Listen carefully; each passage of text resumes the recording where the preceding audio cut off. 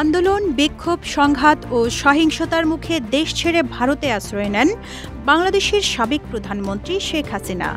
দেশ ত্যাগের পর ৭ আগস্ট ঢাকার নয়াপল্টনে সমাবেশ করেছে বিরোধী দল বিএনপি।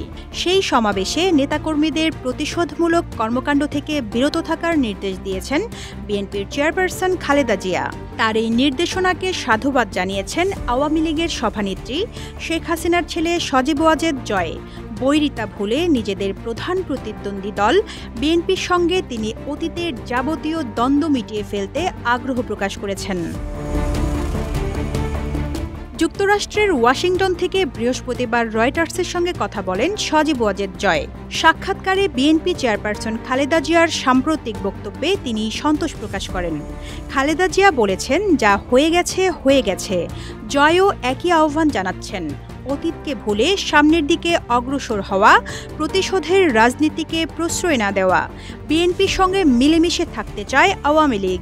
কেউ না বুঝলেও আমরা আপনার প্রয়োজন বুঝি, আর তাই তো অত্যাধুনিক ফিচার সম্বলিত বিভিন্ন সাইজ আর কালারের ২৫০টিরও বেশি ডিজাইন অপশন নিয়ে ওয়ালটন স্মার্ট ফ্রিজ বোঝে আপনার প্রয়োজন। রাজনীতিতে আলাপ আলোচনা খুবই জরুরি বিশ্বাস করেন জয়।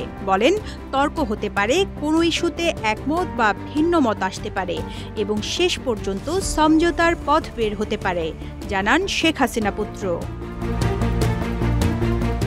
জয় জানান, বাংলাদেশে একটি সুষ্ঠু নির্বাচন এবং গণতন্ত্র পুনরুদ্ধারে আওয়ামী লীগ বিএনপির সঙ্গে কাজ করতে চায়।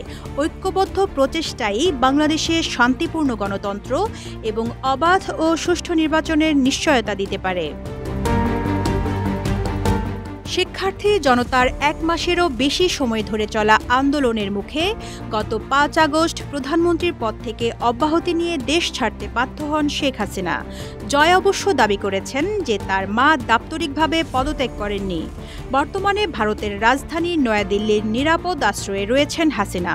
তিনি ভারতে যাওয়ার পর থেকে নিয়মিত সংবাদ মাধ্যমে বক্তব্য দিচ্ছেন তার ছেলে জয়।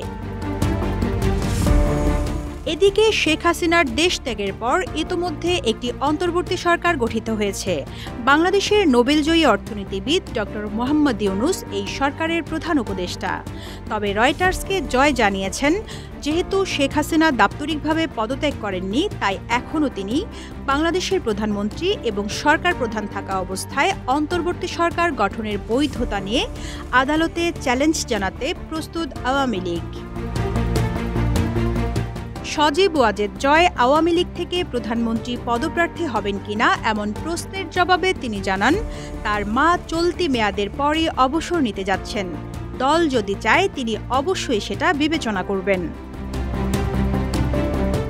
ছাত্র আন্দোলনে নেতৃত্ব দানকারী শিক্ষার্থীদের দাবি অনুযায়ী শেখ হাসিনা দেশে ফিরে বিচারের মুখোমুখি হতে প্রস্তুত, জানান জয়। বলেন, গ্রেপ্তারের হুমকিতে শেখ হাসিনা কখনো ভয় পাননি। তিনি কোনো অন্যায় করেননি। তার সরকারের লোকেরা বেআইনি কাজ করেছেন। তার মানে এই নয় যে শেখ হাসিনা তাদের আদেশ দিয়েছেন।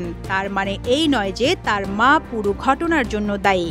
তবে বিক্ষোভের সময় মানুষকে গুলি করার অনুমতি দেওয়ার জন্য সরকারের কারা দায়ী সে বিষয়ে কিছু বলেননি শেখ হাসিনার ছেলে সজীব ওয়াজেদ জয়। রিজওয়ানা রিন্তি, ইত্তেফাক।